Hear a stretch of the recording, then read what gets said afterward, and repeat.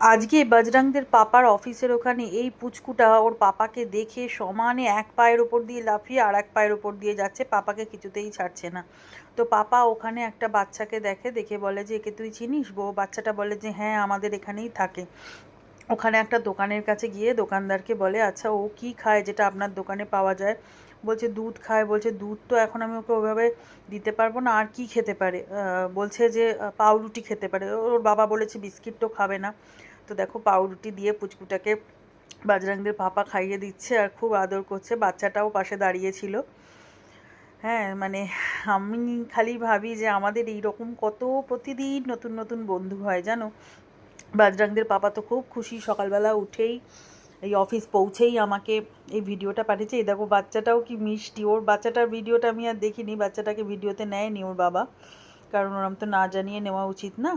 তো বাচ্চাটার হাতটাও খুব মিষ্টি। আমি ঠাকুরের কাছে বলি এই পুচকুটার সাথে এই বাচ্চাটার বন্ধন যেন অনেক অনেক দিন ভালো থাকে, দুজনেই যেন ভালো থাকে।